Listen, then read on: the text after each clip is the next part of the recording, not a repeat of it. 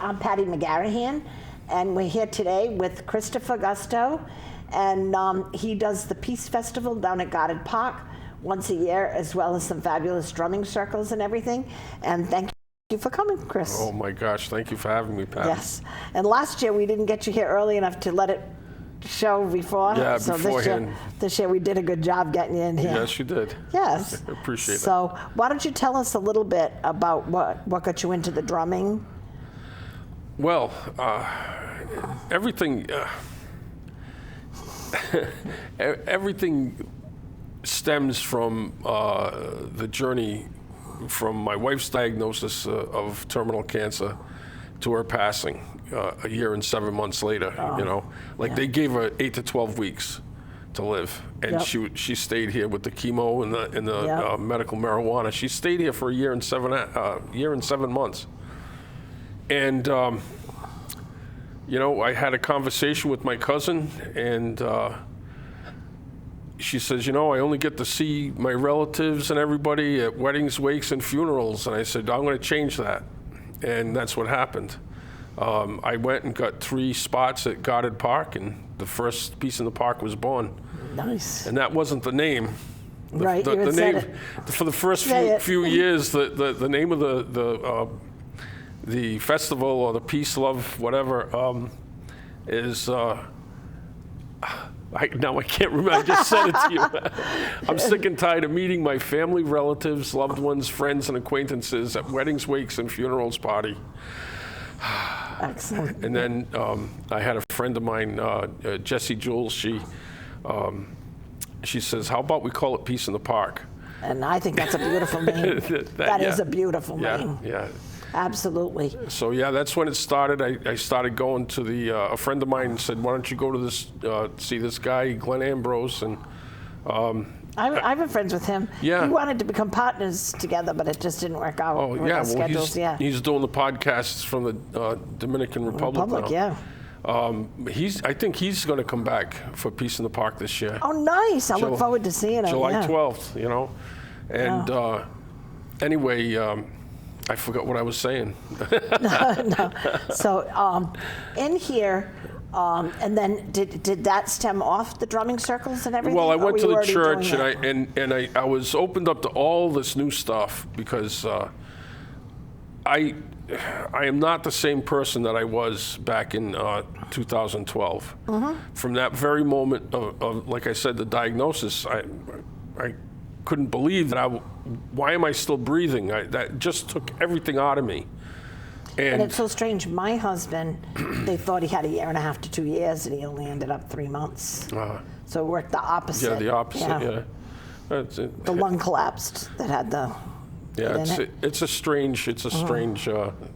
I believe it was because he gave up his business because of not feeling good. He had a doctor that shouldn't be in practice at all, and was claiming it was his back when it was, stuff on the nerves. But what happened is with him, when he was in somebody else's truck, he would do the fake smoking, with the electric. The vaping? The vaping. Yeah. And I think the vaping crystallized. Probably. And so last minute, what happened is they thought he was going to be coming home in a week. And all of a sudden, one of the lungs completely collapsed. Wow. Well, so it stinks for sure. Yeah. But anyway, it does change you too, for sure. It does. It's like I just got cracked open, and all these new modalities started to appear in my life, and like Glenn said, it was like little bubbles popping all around me, like, oh, wake up, wait, oh, look, this. And it was just amazing, all the little awarenesses that came to me, and I started to drum like within the church, the closed church in East Providence there. But was it a spiritual church? Yeah, the first spiritualist church. Oh, okay, yeah, it was Susan. Susan and Ernie, and Nathan. Yeah. I was going to open up a spiritual church. I was actually, what's the tobacco shop on Airport Road? I was going to buy that building, and I was going to open up a spiritual church. And then Susan helped me and gave me everything that was required, and I was getting ready to get into it. And Sunday was a very important family day for me. And I said, I can't. So last minute I changed and I rented just 2 blocks down the road practically. Oh, yeah. Yeah, that's a nice little spot you got there. yeah. No, I love it. I love it because it's 111. I was going to just say the address. And it's so funny. I had gotten a place in Apponaug, and this guy that owned it was he was trying to make me believe I wasn't paying for all the heat when it was a single zone. And I was the controller / safety office / whatever he needed me to be for a heating and air conditioning company. So I know when there's only one zone, I was paying all the heat. Right. And he got nasty and he said to me, fine, I'll give it to somebody else. I said, go ahead. And it was like, you know how things just happen for a reason? Yes. 2 days later, my friend who's a real estate agent says to me, Patty, 111 Airport Road is available. And I walked in. First, I loved the number, so I already was in good space. I opened the door. Whoever had painted it was every color I didn't care for, but it didn't matter. I opened the door, and I just knew that's where I was supposed to be. You felt it. In about 2.3 seconds. And of the 3 places I've had the mind's eye, that one required the least amount of change and healing, because I had to do a lot of healing. One of them was a lawyer's office and it was painted mustard and ketchup, and and that, a lot of stuff. And you don't have to blame the lawyers, but a lot of stuff that comes up in the lawyer's office had a lot. It took me a long time to clear that one. Sure. This one, I walked in, did a little dance, did a little being on Airport Road. When I grew up on Airport Road, when dogs ran free, they used to lose a lot of dogs on that road.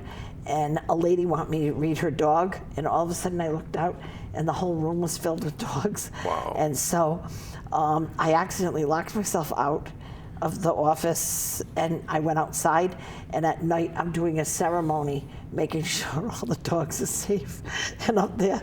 And I said, the neighbors were probably talking for about 3 years after that, right? Sure. But one of the neighbors was nice enough to let me call my daughter to come down and unlock the thing. But but other than that, I mean, the office is just absolutely beautiful. And the landlord, I found out that from my landlord, the man that owned it, he passed away when his youngest son was like 9 years old. And so I had a client that was 18, 19 years old. Its father died when he was 9. And I saw him, I could see him holding his shoulder whenever he was at the shop. And I didn't want to just say to my landlord, oh, do you know what I mean? Start talking about dead people, do you know what I mean, type of thing. But the energy and the back room where I do a lot of meditations and stuff like that back there, that back room is my favorite room. I call that my room. And in that room, I could feel him, and come to find out that was his favorite room. Wow. And he had money, and he had a lawyer friend that had money. And if you came there and you needed health insurance help and you had not a dime, they did everything for free for you. He was that good of a person. Yeah. So you could feel the energy. So that was part of it just opened my heart. I just absolutely loved it. Yeah. That's beautiful. Isn't that terrific? Yeah. So get all that just kind of clicking. Clicking, yeah. And Patrick, the kid that was in the shop, he's grown now. This is 14 years ago, so I'm sure me calling him the kid. But no, I know that he was protecting him too. Mm-hmm. And then I laugh if somebody's in the bathroom and his wife's trying to text me. It's only happened a couple of times, because she usually texts me during the day. The thing will slide on the bathroom light, and somebody will yell. And I look at my phone, and she's trying to call me, and I have the phone off, and he lets me know. Don't you love that? Yeah, I love it. So talk about some of the stuff that you do at the Peace. Oh, the events at Peace in the Park. I mean, first of all, I got to say that the people that come and they volunteer their time to do this, it's all free. It's a free event. There's a donation box. You can put a donation in if you want to. Fine. If you don't, that's cool. For years, I didn't take any donations, but a friend of mine told me that you have to receive and give. You have to keep that circle going. Yeah. So And it's great. So people, if they don't have it, they don't have to pay a dime. Do you know what I mean? Exactly. Yeah. And well, we start off the day with a AA recovery meeting. You know, we have all kinds of people with different whatever, you know, whatever it is, gambling, drinking, Addiction you know, issues, any addiction, yeah. You know, that I changed that from an hour to an hour and a half. And then we have 11:11 meditation that it was very successful when we did it. I just had this, I love the numbers. I love the numbers And too. 11:11, the power number is 22 minutes. I said, okay, from 11:11 to 11:33, we're going to have this meditation for Mother Earth. And, you know, for everyone, you know what I mean? Just to gather this momentum. And A. Michelle and Barbara Barlow, they've been volunteering their time and doing the gongs as well for Peace in the Park. Oh my God, you should see 150, 200 people laying out there on yoga mats. And they're doing their thing with the gongs and all these instruments. And everybody's going on their own journey, you know. Oh, the hair is standing up. Yeah. I love this. Yeah. And not only that, you know, we have the drum circle. We have this year Jim and Brenna are putting that. They're going to facilitate that. Michael Swerdloff, he's been coming around doing the ecstatic dance, the music for that. Is that where they have the band, the flyer things, and they spin them around and dance around? Everybody does whatever they want. Yeah, Yep. it's spinners. And you bring a bunch of instruments, so if people didn't have them. Yeah. Like I didn't have an instrument. Usually it's the people who facilitate the drum circle. They bring theirs. So yeah, there's plenty so for anybody they do. to use if you don't have them. We have people coming from El Paso. Nice. I mean, I don't know if he comes from Dominican Republic, you know what I mean? We have people coming from all over. Nice. And this is the 11th year. So we're just, oh my God. It's amazing. I just it's started amazing. on your Facebook page 2 years ago and Yeah. was so excited about it. And, oops. Yeah, you took off your Okay. thing. All right. Just kind of put it up there, and we got to hope they can hear you. You might want to put it a little higher. Oh, just hold it. that could work How's too. that? But I got to tell you, it was a beautiful thing. Oh my Oh. God, just watching, and people that you could tell didn't even know each other. Just everything just clicked and formed like a There's- bond for the afternoon. There are only a few things that are necessary, like the demandments, I guess. One of them is you go to the table, the sign-in table, where I give you a trash bag. So what you take in and what you use, you take out, because we don't have garbage facilities, you know, and the state does not take care of that. I've got enough with all the stuff from cooking. You know, Right. I buy all the food. I get the tents. I rent the tents. I got rid of my cable so I would have enough money to rent these tents, to 20 by 30, 20 by 40 tents. I might even get a third one this year. But the food is free. People can bring a potluck. What else? We have Dave Curry coming this year. He's doing the Shintato in honor of a friend of ours from the dance community, Brad Larson. So what's Shintato? Shintato. Shintato? It's spinning the stick. Oh, spinning the stick, okay. It's an art form that it's so cool. I mean, I can still see Brad 2 years ago in the middle of the field by himself spinning the stick. And it was just like, wow, it's like. I think I saw that 2 years ago, actually, yeah. It's an amazing day we have. And you had a lot of people there. Yeah. In this past year, we would have had probably 500 people.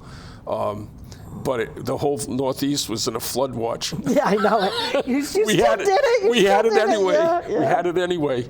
And there was a river going right through from the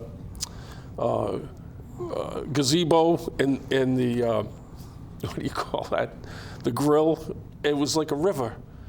but I made a little video and I put it on Facebook. I said, I hope we're here. I hope, hope you come, because, we're here and we have enough food to feed the whole. Army, Navy, and oh Marine my Corps. God. Yeah, it was amazing. It truly was. And the guys who put up the tents, they helped me unload my car and put the little gazebo, the pop-up over the grill so I could grill.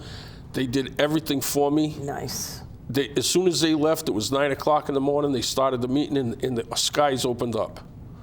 But we had such an amazing drum circle. An ecstatic dance underneath the tent. We still had Jenna Green comes, she plays the harp and sings her own songs. Oh, nice. She's Grammy nominated artist. Oh, cool. And it's just, I gave her her own time slot this year. So she's not only going to do the music for the yoga, Yeah. with Christine Tripp facilitates that, but she's going to have like 25, 30 minutes to sing her own songs. Nice. Yeah, so we have a lot going on. There's a lot going on. Peace in down the there. Park, I just finished putting up the schedule for it today. So if you look at that, you'll see me there and just check out the whole thing. I got to tell you, even if you can only go there for like an hour or so, whatever you can go there, it's like breathtaking. It really is. And see, this is where it gets me. I start to really lose my words because it's coming from the heart, and you can tell. It's I come from want the heart. people to find something, their niche. Is that the right word for it? I want them to find that. I want them to experience all these things and just go with it. There's so much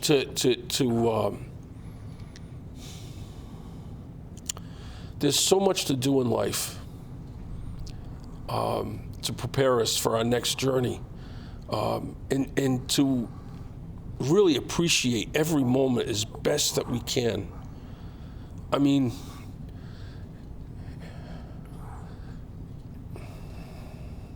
You definitely. I'm going to go a little personal here. Back in '78, I attained brain trauma from the military, and it was difficult. It was difficult. They didn't help me for like over 18 years. Finally, they started to, and it was tough. It was tough. Yeah. And here I am. I'm doing the next right thing. I stopped drinking because I was way out of control. It's 35 years, coming up on 36 in June, and God willing, and so I don't drink. I don't drug anymore. It's just an amazing journey, and like I said, I sacrificed a little bit, by getting rid of the cable. I just recently got it cheaper. I did go back for a few months. I just paid my first payment. I'm not sure if I'm going to keep it, but I have enough money to rent the tents, the canopies. Yeah. I got enough money to buy the food. I've already got 3 or 4 bags of charcoals. I got some wood in my backyard, and I can cook. If I can't find somebody to cook for me that day, I can do it. Well, I've been to your drum circles, and you've done some that have been at your house. Yeah. Oh my God. Oh my God, you do such a great job. Yeah. I love doing that. I know you do. You know? can feel it. You can feel it when you enter your property that it's something that you love. Did you see the mirror? Yes. Yes. That was my grandmother's mirror, and I put it in the back of the little shed before you walked into the back of the yard, and above it says, "This is what love looks like." And you look into the mirror, You see yourself. and Yeah. see yourself. That is a beautiful thing. We have to go within. A lot of people, they try to find that from outside of themselves. I just think it's so funny that we're sitting here talking now, And the only time I'd ever met you was when you were the meat manager at Stop and Shop. 2 or 3 times, like there could be a year in between. Yeah. We'd be walking out the door, and I'm always hustling and bustling, and you were hustling and bustling out the door, slammed into each other, and the 2 of us laughed, talked for a minute, and went on. Yeah. And I think that's totally hysterical that then later on that we've met and we're sitting here on a TV show together afterwards. Do you know what I mean? Yeah. It's just, it was so funny because that's the only thing. And the one thing that I do notice, as soon as I bumped into and talked to you, I can tell people that see people's souls, not people. And you look into people's souls. And I thought that was great. Yeah. And we won't tell girlfriend, but I had a lady that I was trying to fix you up with at one time. So, I had a lot of that. it was funny because she had a crush on one of the other meat managers at one of the other Stop and Shops, like farther away. Yeah. And I just turned around and I said, "No, you got to meet the meat guy at Stop and Shop because your eyes just light up and it's just yeah." So. That works for me when I do Santa Claus. Yeah. Oh, yeah. I got that from the kids. Is that what you got from the kids? God, yeah. So you do Santa Claus too? Yeah, I do Santa. Yeah. Yeah. Where do you do Santa? Well, that's another thing. You do so many different things. It's very cool. I don't usually tell people this stuff, so don't listen. But I'll go to the Stop and Shop, let's say, and I'll buy like 10 $20 gift certificates, or nice. maybe a few more, and I'll dress up. And I got Jen to be Mrs. Claus this year, and I've had other people help me throughout the years, but she's the first one that I bought the costume for. So. We went into the store and I just felt it. Whoever I knew who to go to. And I walked in and there was a little boy, and he's in the carriage, and he spotted me right off the bat. And I just started walking, and I said, "Come on, let's go." So went up to him, and they snuck up on the parents, and I said, "Hi." and the little boy was like, you have to stand back. You can't just approach. Right. So I handed them a couple of those, I'm sure that made their day. Yeah. Oh yeah. Yeah. And I go through the store and I just feel people out. I say, "Okay, you're my next victim." You're not my next victim. I love it. Yeah. Oh, that's a wonderful thing to do, though. Yeah. I'm sure that they absolutely love that. Yeah, I like to tap in. I like to tap into that energy. And can I tell you one quick story? I love the quick stories. I'm walking through Stop and Shop. I just needed to buy a couple of things. Really, I'm so talking you'd like to still hang out there? Maybe I still hang out there. Maybe I needed like five things. I needed something to make dip for chips or something. I don't know. And. I was walking by the freezer case in front of the meat counter, and I heard that voice tell me, "Buy that pork loin." Not buy a pork loin, buy that pork loin. I saw it, It was a small one. So I said, "I've already got one in my house." Now, in my head, I'm having this conversation. Yep. So I have a lot of conversations in my head, so I understand. I took a step away. I started to walk away, and that gut feeling, it said it again, "Buy that pork loin." I said, and I looked at it, and I'm saying, "I don't need one. I have a large one already at home." And then I had this 3 or 4 or 5 times. Finally, out loud, I said, "All right, I'll buy the friggin' pork loin." And the lady grabs her son's hand and starts walking up. She wasn't even going up that aisle. She just went up the aisle with the kid. And then I grabbed the pork loin, I drop it in, like I'm arguing with spirit. Yeah. And I got that in there, and I'm like, kind of upset. And I went and got my stuff, and I went in line, and I'm like, for crying out loud. And all of a sudden, I look on the that thing that the sticker, the label. No, I'm at the checkout. Oh, okay. I look over to my left. I just glance over, and there's a lady. She's got a little one in the carriage. she's got a little boy standing there and another little girl standing in the carriage. And she's only got a couple of things. And then the envelope comes on that thing there. Yep. And I had that feeling, and I knew what that was envelope supposed to be was. it. And I knew, why would someone with 3 little kids come at such an hour, where it's hustle and bustle, and then have to go through all that and then leave and go home. So I got that feeling. I said, okay. I looked up and I said, all right. So I asked that question. I turned to that lady and I know it sounds strange, but I said, excuse me. I said, You know what I do. What sounds strange to me? Are you able to eat pork? Who does that? Yeah, I know it. So she looks at me and says, yeah. I said, the kid was just about putting it in the bag. I said, see that pork loin right there? I said, you take that and put it in her carriage. It's already been paid for. And I got my three little things and I walked out and she says, to the little boy, she says, you tell that man thank you. And he did. He looks up at me and says, thank you. And then I turned around and I started to walk away. I'm choking up on the story. I know, me too. Yeah. Every time. I turned around, I'm starting to walk away, and I got like 3 steps away, and the lady says, there are nice people in the world. Yeah. And I said, wow, she's talking about me. I was like, wow, But She didn't know you argued with the pork loin. oh, if she had seen that, she would not have taken the pork loin. She would have said, what is wrong with this man? That was so funny. I think that's beautiful, though. It's Yeah. beautiful that you do that. And when you get told that, you do what you need to do, yeah. I try to do it as gracefully as I can. Sometimes I do. I argue with it, and it's like, what are you doing? Yeah. Just go listen to it and go with it, Yeah, I believe me, I've argued with them too a few times. But it's that gut feeling, It's that gut feeling that, like, I know when I have to do something.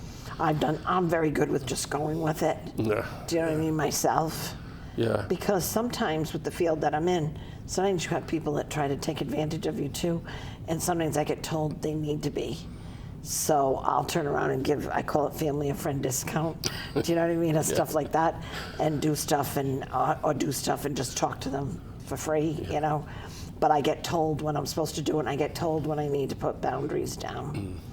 So the Peace Festival is July 12th. I can't wait. I can't wait. July 12th from 9 to whenever. It's going to go to I got to about put 6 that on my at calendar least. and block it off so I don't make 92 plans during it. But I got to tell you something. Looking forward to it. Thanking you so much for coming today. Oh, and I Patty, know. thank you for having me. I was so nervous before this, and then I feel so good. I can go for another hour.